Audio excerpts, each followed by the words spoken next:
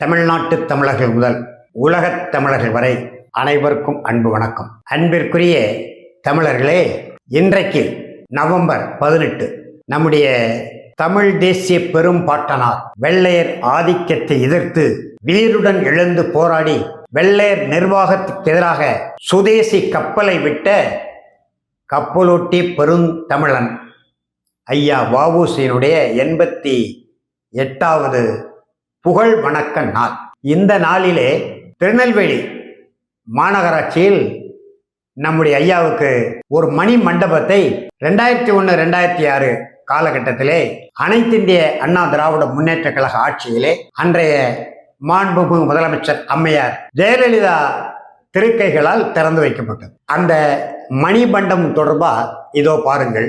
13/3/2013 அன்று அன்றைய மாண்புமிகு முதலமைச்சர் மதிப்புக்குரிய அம்மையார் ஜெயலலிதா அவர்களால் திறந்து வைக்கப்பட்ட நம்முடைய தமிழ் தேசிய பெரும் பாட்டனார் கப்பலோட்டி தமிழர் வ.உ.சியினுடைய நினைவு மணி மண்டபம். இந்த மண்டபத்தில் முதல்ல பெயர் இருக்கும்போது வெறும் சிதம்பரனார் மணி மண்டபம் தான் இருந்தது. படம் இருக்கு நம்மகிட்ட. திறப்பு விழாவுக்கு ஒரு 3 நாட்களுக்கு முன்பு இந்த மணிமண்டபத்தை பார்க்க வேண்டும் என்பதற்காக வந்தபோது வெறும் சிதம்பரனார் மணிமண்டபம் இருந்தது. உடனே இங்கே நின்று சொன்னேன், அவர் சிதம்பரம் பிள்ளை மணிமண்டபம்னு போட வேண்டியது, ஏன் வெறும் மணிமண்டபம்னு போட்டிருக்கீங்க, சிதம்பரனார் மணிமண்டபம் என்று.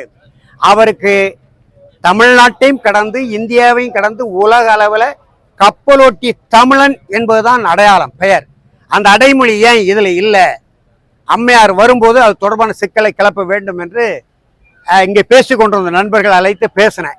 அது உளவுத்துறை மூலம், நம்முடைய காவல்துறை மூலம் உடனடியாக மாண்புமிகு முதல்வர் கவனத்துக்கு சென்று மாண்புமிகு முதலமைச்சர் அம்மையார் ஜெயலலிதா அவர்கள் அந்த உடனே இங்கு உள்ள அன்றைக்கு நம்முடைய மாண்புமிகு அமைச்சராக இருந்த நயினார் நாகேந்திரன் அவர்களுக்கு தகவல் சொல்லி 24 மணி நேரத்தில் 48,000 ரூபாய் செலவு செய்து நம்முடைய மாண்புமிகு அன்றைய அமைச்சர் நம்முடைய மதிப்பிற்குரிய நயினார் நாகேந்திரன் அவர்கள் உடனடியாக இந்த பெயர் பலகையை மாற்றி விஎன்ஆர்எஸ் இப்படி ஒரு கோரிக்கை வைத்திருக்கிறார்.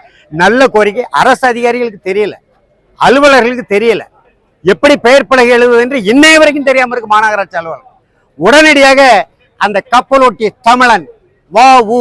சிதம்பரனார் மணிமண்டபம் என்கின்ற இந்த தூய தமிழ் பெயர் வந்த வரலாறு இது என்பதிலே அந்த வரலாற்றுக்கு உரிமையாளன் என்ற முறையிலே நம்முடைய கப்பலோட்டி பெருந்தமிழர் ஐயா வ.உ.சி அவர்களுடைய 88வது நினைவு நாளில் அவருக்கு புகழ் வணக்கம் செலுத்தி பெருமை கொள்கிறேன். இப்படிப்பட்ட நடவடிக்கை 13/3/2003 அன்றைக்கு இந்த மணிமண்டபம் திறக்கப்பட்டது.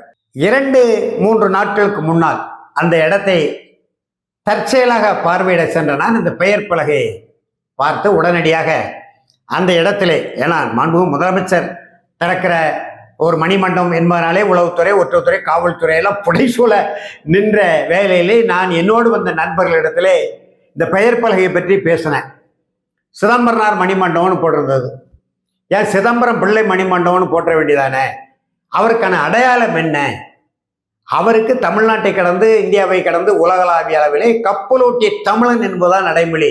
அந்த அடைமொழி ஏன் இல்லை என்று நான் அதை கொஞ்சம் உணர்ச்சி வயப்பட்டு பேசின செய்து உடனடியாக மாண்புமிகு முதலமைச்சரோட கவனத்துக்கு சென்று நெல்லை மாநகராட்சி பாளையங்கோட்டையில் நம்முடைய ஐயா பெருந்தமிழர் கப்பலோட்டி தமிழர் வ.உ.சி பேரிலே ஒரு விளையாட்டு திடல் இருக்கு. அந்த விளையாட்டு திடல்ல தலைப்புல VOC, அதாவது ஆங்கில எழுத்துக்களை போட்டு ஸ்டேடியம், வ.உ.சி விளையாட்டு திடல்னு சுற்றுச்சூழல் தரைய தமிழ். இதை மாற்றுங்கள், தமிழுக்கு முன்னுரிமை கொடுங்க, தமிழ் எழுத்துக்களை மேல வைங்க, அதை விட சிறிய எழுத்துக்களை ஆங்கிலத்தில் கீழே வைங்க என்று மதிப்பிற்குரிய மாநக ஆணையர் 3 பேர்கிட்ட கொடுத்துருக்கிறேன். வணக்கத்துக்குரிய மேயர் 2 பேர்ட்டையும் வணக்கத்துக்குரிய துணை மேயர்ட்டையும் கடந்த செவ்வாய்க்கிழமை கூட, இன்றைக்கு திங்கட்கிழமை, கடந்த செவ்வாய்க்கிழமை கூட கொஞ்சம் உணர்ச்சி வயப்பட்டு துணை மேயர்ட்டையும் அதிகாரிகள்ட்டையும் பேசி விண்ணப்பம் கொடுத்துட்டு வந்தோம். இன்றைய வரைக்கும் மாற்றலை. நம்முடைய பெரும் பாட்டனார் இந்திய நிலப்பரப்பிலே ஒப்பாரும் மிக்காரும் இல்லாத பேரீக பெருந்தமிழர், கப்பலோட்டிய செந்தமிழர் நம்முடைய ஐயா வ.உ.சி. அவர்களின் 88வது புகழ் வணக்க நாள் இன்று. வ.உ.சி. திடலில், பாளையங்கோட்டையில் அமைந்துள்ள வ.உ.சி. திடலில் ஐயாவினுடைய சிலைக்கு மாலை அணிவித்து மரியாதையை செலுத்திவிட்டு இந்த இடத்தில் நிற்கிறோம். இங்கே நான் சொல்ல விரும்புவது, அவர் பெயரே கப்பலோட்டிய தமிழன். அந்த கப்பலோட்டிய தமிழன் என்கிற அடைமொழியை வைத்து திருச்செந்தூர் நீதிமன்றத்தில் ஒரு வழக்கிலே, ஐயா பல நெடுமாறன் மீதான வழக்கிலே, அந்த வழக்கை நம்ம வென்றிருக்கிறோம். வெள்ளைக்காரர்கள் எதிர்த்து கப்பலோட்டிய பெருந்தமிழர். அப்ப வெள்ளைக்காரருடைய மொழி ஆங்கிலத்தையும் எதிர்த்து தானே போராடி இருப்பாரு. இன்னும் சொல்ல வேண்டுமானால் தமிழ் தேசியத்தின் ஊற்று கண்ணாக இருந்தவர் நம்முடைய ஐயா கப்பலோட்டிய தமிழர் வ.உ.சி. அவர் பெயரை வ.உ.சி. ஸ்டேடியம்னு ஆங்கிலத்தில் எழுதி வச்சிருக்கிற தமிழ்நாடு அரசு, மாநகராட்சி நிர்வாகம், ஆட்சி மொழி சட்டம்னு இருக்கு. ஒரு அறிவிப்பு பலகை, ஒரு பெயர் பலகை எப்படி எழுத வேண்டும், எந்த மொழியில் எழுத வேண்டும், எந்த அளவிலே அந்த எழுத்துக்கள் இருக்க வேண்டும் என்று 1956ஆம் ஆண்டு ஆட்சி மொழி சட்டப்படி 5 அரசாணைகள் இருக்கு, தமிழ்நாடு அரசாணைகள். 2017 இது தொடர்பாக மாண்புமிகு சென்னை உயர்நீதிமன்ற மதுரை கிளையிலே எங்களை போன்ற தமிழ் உணர்வாளர்கள் வழக்கு தொடுத்து ஒரு நீதி பேராணையை வாங்கி வைத்திருக்கிறோம். தமிழில் பெரிதாக இருக்க வேண்டும், அதற்கடுத்து ஆங்கிலத்தில் சிறிதாக இருக்கலாம், அதற்கடுத்து எந்த மொழியில் வேண்டுமானால் இருக்கலாம் என்று மதுரை உயர்நீதிமன்ற கிளை நீதி பேராணை இருக்கிறது. மாநகராட்சியிடம், மதிப்பிற்குரிய ஆணையர் அவர்களிடமோ, மேயர் அவர்களிடமோ, துணை மேயர் அவர்களிடத்திலையும், இந்த வணக்கத்துக்குரிய பெருமக்கள் இடத்துல 14 முறை மனு கொடுத்துருக்கேன். இன்னை வரைக்கும் இதை மாற்றலை. இப்ப 8 நாட்களுக்கு முன்னால கூட ஒரு மனு கொடுத்தேன். பாருங்க, தாய் தமிழ், உலக முதன்மொழி, உயர்தனி செம்மொழி என்று சொல்லக்கூடிய நம்முடைய அன்னை தமிழ் ஆட்சி மொழி சட்டம் இருக்கும்போது இந்த சுற்றுச்சுவரில் தரையில கொண்டு போட்டு வச்சிருக்காங்க. ஆனா எந்த வெள்ளையனை எதிர்த்து, எந்த வெள்ளைக்கார மொழியை எதிர்த்து கப்பல் ஓட்டினாரோ நம்முடைய பெருந்தமிழர் ஐயா வ.உ.சி., அவருடைய பெயரில் அமைந்திருக்கிற இந்த வ.உ.சி. ஸ்டேடியம் ஆங்கிலத்தை, இப்படி ஆங்கிலத்துக்கு அரியணை ஏத்துகிற அரசு தானா திராவிட மாடல் அரசு என்று தமிழ் தேசிய களத்தில் இருந்து கேட்கிறோம். விடை சொல்ல வேண்டியது மாண்புமிகு முதலமைச்சர் மு.க.ஸ்டாலின் அவர்களும், மாண்புமிகு துணை முதலமைச்சர் உதயநிதி ஸ்டாலின் அவர்களும். நன்றி, வணக்கம். நம்முடைய ஐயா கப்பலோட்டிய தமிழர் 1872 மே 5ஆம் நாள், இன்றைய தூத்துக்குடி மாவட்டம், அன்றைக்கு ஒருங்கிணைந்த திருநெல்வேலி மாவட்டம் வெள்ளையர்கள் ஆட்சியிலே பிறக்கும் போதே கோடீஸ்வரராக பிறந்தார்.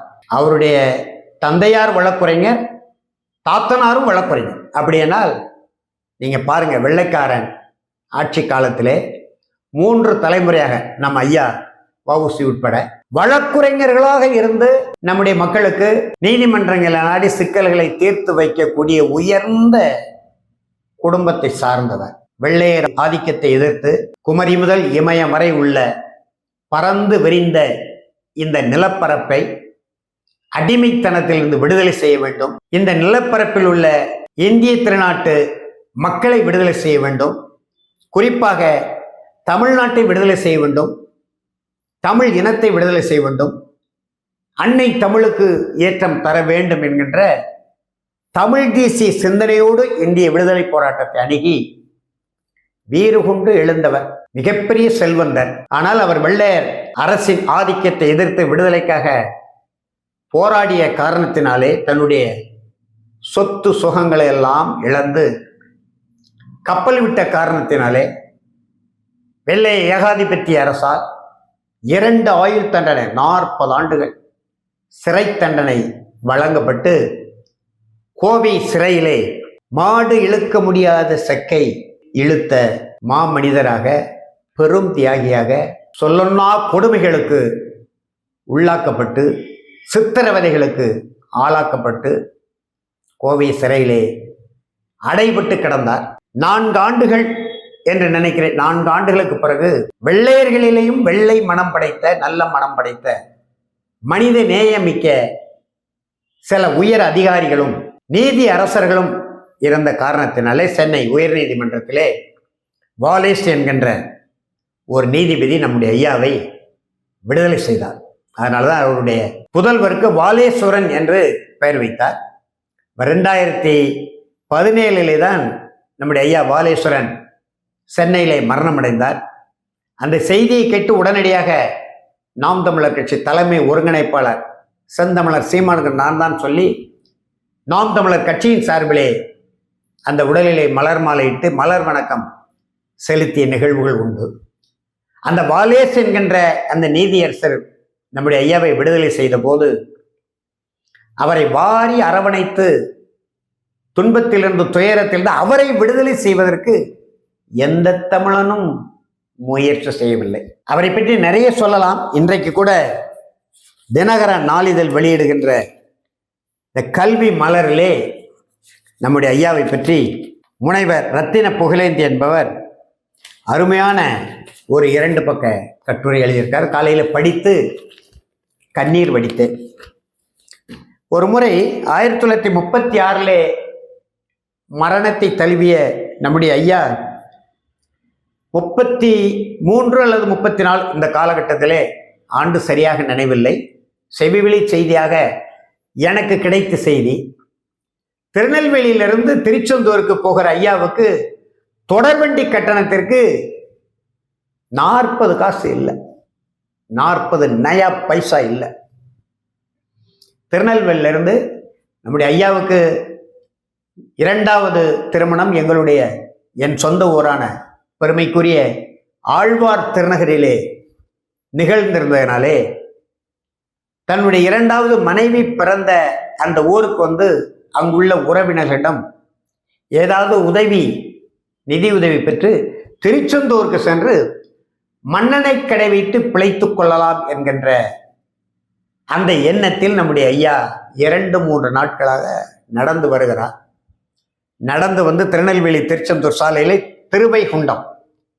திருவைகுண்டத்தில் இப்பொழுது பாலம் இருக்கிறது, பாலம் இல்லை, அணை தான், தடுப்பணை தான். வெள்ளைக்காரர்கள் காலகட்டத்தில் கட்டப்பட்ட தடுப்பணை. வடகால் தென்கால் என்று 2 வாய்க்கால்கள் பிரியும். அந்த தென்காலுக்கு கீழ்ப்பக்கம் ஒரு மண்டபம், அன்னச்சத்திரம் என்று சொல்வார்கள். இது நம்முடைய தமிழ் சமுதாயத்தின் பிள்ளைமார் குடியினர் கட்டப்பட்ட ஒரு மண்டபம். பகல் 12 மணி அளவிலே அந்த மண்டபத்திலே அயர்ந்து நடக்க முடியாமல் நம்ம ஐயா படுத்துடுறார். அந்த நேரத்திலே ஆதித்தநல்லூரை சேர்ந்த நம்ம தொல்பொருள் ஆய்வகம் இருந்து இன்றைக்கு உலகை வியக்கக்கூடிய தமிழர் நாகரிகத்தை, புறநைக்கரை நாகரிகத்தை, மருதநல மக்களின் நாகரிகத்தை சொல்லிக் கொண்டிருக்கிற அந்த ஆதித்தநல்லூரை சேர்ந்த அர்ச்சுனத்தேவர் என்கின்ற ஒரு பெரியவர் வழக்கமாக ஆழ்வார் திருநகரிக்கு தன்னுடைய வில் வண்டியிலே சென்று ஆழ்வார்த்தனை உள்ள அந்த நாட்டு மருந்து கடை, சித்த வைத்திய முறைப்படி இன்றைக்கும் ஒரு கடை வீதியே அங்கே இருக்கிறது. நம்முடைய தமிழ் மருந்துகள், நாட்டு மருந்துகள் கிடைக்கும். அங்கே போய் வாங்கி கொண்டு வருகிற வழியிலே புதுக்குடியிலே அந்த சத்திரத்துக்கு முன்னால் உள்ள மருத கிளை, அந்த மருதபடம் இன்னமும் இருக்கிறது. வண்டியை அவிழ்த்து போட்டு விட்டு அந்த அணையிலே இறங்கி குளித்து விட்டு செல்லலாம் என்ற எண்ணத்திலே வண்டியை அவிழ்த்து விட்டு, சரி சிறிது நேரம் இருந்து விட்டு போமேன் மண்டபத்துக்கு போகிறார். மண்டபத்துக்கு போனால் அங்கே ஒரு படுத்து கிடக்கிறார். மேலெல்லாம் அழுக்கு கோட்டை, சாப்பிட்டு 2-3 நாட்கள் ஆர்க்கும் அயர்ந்த நிலையை படுத்து கிடக்கிறார். இந்த அர்ச்சுனத்தேவர் அவரை எழுப்பி வெளியே போயார், யார் அங்கே படுத்து கிடக்கிறேன் என்று அதட்டுகிறார், சத்தம் போடுகிறார். அதை கேட்டு அங்கு படுத்திருந்த அந்த பெரியவர் எழுந்து துண்டை எடுத்து இடுப்பில் கட்டி கொண்டு, ஐயா என்னை ஏன் வெளியே போய் சொல்றீங்க, எனக்கு நடக்க முடியல, 2 நாளா திருநெல்வேலியிலிருந்து நடந்து வரேன், சாப்பிடாமல் நடந்து வரேன், கால்கள் வலிக்கிறது, எனவே படுத்திருக்கிறேன், நான் யாரு என்று உங்கள்கிட்ட சொன்னேன்னா நீங்க என்னை வெளியே போய் சொல்ல மாட்டீங்க, அதட்ட மாட்டீங்க என்று சொல்லுகிற பொழுது அந்த பெரியவர் அர்ச்சுனத்தேவர், யாரையா நீ என்று கேட்கும்போது இப்படி கையெடுத்து கும்பிட்டு, என்னை கப்பலோட்டி தமிழன் என்று சொல்வார்கள், என் பேர் சிதம்பரம் என்று சொன்ன மாத்திரத்தில் அந்த அர்ச்சுனத்தேவர் கட்டப்பட்டத்து கை காலெல்லாம் நடுங்கி, ஐயா நீங்களா ஐயா நீங்களா, உங்களுக்கா இந்த கதி, என்னையா இந்த கோலத்தில் வந்திருக்கிறீங்க என்று காலில் விழுந்து கும்பிட்டு வணங்கி கேட்கிறார். விபரத்தை சொல்கிறார். திருநெல்வேலியிலிருந்து நடந்து வர்றேன், ஆழ்வார்த்த நகரில் போய் உறவினர்களை பார்த்து விட்டு ஒரு 30 ரூபாய் பணம் வாங்கி கொண்டு திருச்செந்தூர் செல்ல வேண்டும், அங்கு போய் மண்ணெண்ணை கடை வைக்கிற திட்டத்தில் வந்து கொண்டிருக்கிறேன்னு நம்முடைய ஐயா தன்னுடைய விளக்கத்தை கொடுக்கிறார். உடனே அர்ச்சுனத்தேவர் என்பவர் வெளியே ஓடி வந்து ஒருவர் வந்திருக்கிறார், புதுக்குடியை சார்ந்தவர். அவரை கூப்பிட்டு 5 ரூபாய் காசு கொடுத்து, 5 ரூபாயோ 3 ரூபாயோ கொடுத்து திருவைகுண்டத்தில் போய் ஒரு வேட்டி சட்டை துண்டு எடுத்து கொண்டு வந்து ஐயாவை ஆற்றுக்குள் இறக்கி குளிப்பாட்டி உடையை மாற்றி அவருடைய இந்த அழுக்கு உடையெல்லாம் துவைத்து காயப்போட்டு வை, நான் 1 மணி நேரத்தில் வீட்டுக்கு போயிட்டு வந்துடுறேன் என்று சொல்லி வண்டியை போட்டுவிட்டு ஆதிச்சநல்லூர் வருகிறார். வந்து அவர் வீட்டில் எப்போதும் நல்ல வசதியான குடும்பம், நிறைய வயல்காடுகள் இருக்கிற ஒரு பெரிய குடும்பம் என்பதனாலே எப்பொழுதும் அவர் வீட்டில் மட்டும், ஆதிச்சநல்லூரில் அர்ச்சுனத்தேவர் வீட்டில் மட்டும் பகலில் உணவு சமைக்கிற அந்த வழக்கம் இருந்ததுனாலே உணவு ஏற்கனவே சமைத்து அவருடைய வீட்டம்மா வைத்திருந்திருக்கார். உடனடியாக அந்த உணவெல்லாம் எடுத்து பக்கத்தில் இருந்த வாழைக்கு போய் ஒரு தலைவாழை இலையை அறுத்து கொண்டு வந்து அந்த வண்டியை மறுபடியும் கொண்டு வந்து புதுக்குடிக்கு வந்து ஐயா பார்க்கிறார். அந்த நண்பர் அங்கே போய் சட்டை வேட்டி துண்டெல்லாம் வாங்கிட்டு வந்து ஐயாவை குளிப்பாட்டி புதிய உடை உடுத்து இந்த திண்ணையில் உட்கார வச்சிருக்கிறார். அங்கே வந்து அந்த இலையை போட்டு அவருக்கு அர்ச்சுனத்தேவர் உணவு பரிமாறிவிட்டு அந்த இலையை அப்படியே சுருட்டி பக்கத்தில் வைத்து விட்டு, அதற்கு பிறகு ஐயா நீங்கள் இருங்க, ஓய்விடுங்க, நான் குளித்து விட்டு வந்து சாப்பிட்றேன்னு சொல்லி ஆற்றுக்குள்ளே இறங்கி அர்ச்சுனத்தேவர் என்பவர், உண்மை நிகழ்வு, அர்ச்சுனத்தேவர் மகன் என்னிடம் சொன்ன செய்தி, ஏன் இப்படிப்பட்ட செய்தி எனக்கு கிடைத்தது என்கின்ற காரணத்தை நான் சொன்னேன்.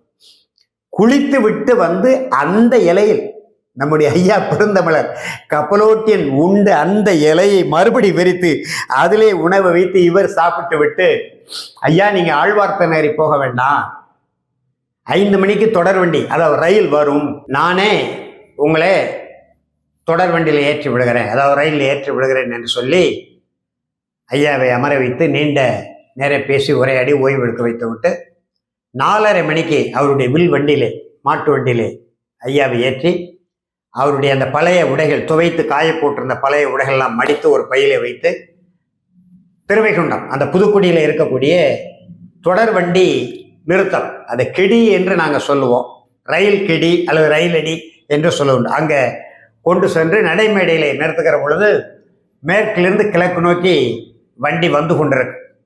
பொன்னன்குறிச்சிக்கிட்ட அந்த வண்டி வருகிற போது ஐயாவை அழைத்து அந்த 30 ரூபாய் காசை அவர் கையில் கொடுத்து காலை தொட்டி வணங்கி, ஐயா என் வாழ்க்கையில் மறக்க முடியாத நாள் இன்றைய நாள், உங்களை சந்தித்தது, உங்களுக்கு உங்கள் பசியை போக்கியது, உங்களுக்கு சிறிய அளவு 30 ரூபாய்னா அந்த காலத்தில் 1 ஏக்கர் நிலம் வாங்கலாம், அப்படிப்பட்ட காலகட்டம், ஒரு சிறிய அளவில் உதவியது இந்த நாள் என் வாழ்க்கையில் மறக்க முடியாத நாளாகும். என் மனைவி நிறை மாத கர்ப்பிணியாக இருக்கிறாள், நாளைக்கே குழந்தை பிறந்து ஆண் குழந்தையாக பிறந்தால் உங்களுடைய பெயரே சிதம்பரம் என்று நான் சுட்டுவேன் ஐயா என்று வண்டி நின்ற உடனே ஐயாவை கைத்தாங்களாக ஏற்றி 2 கைகளையும் கூப்பி வணங்கி வழி அனுப்பி வைத்திருக்கிறார். இந்த செய்தி எப்படி எனக்கு கிடைத்தது என்றால், சிதம்பரம் அந்த ஐயா பெயர் சூட்டப்பட்ட அந்த சிதம்பரனார் பகுத்தறிவாளர் கழகத்திலே 1980 காலகட்டத்தில் நாங்கள் ஒன்றாக பயணித்தோம். அவர் பின்னாலே மறுமலர்ச்சி திராவிட முன்னேற்ற கழகத்தில் நம்முடைய மதிப்புக்குரிய அண்ணாச்சி வைகோ தலைமையில் கட்சியில் சேர்ந்து கழகத்தில் சேர்ந்து பணியாற்றினார்.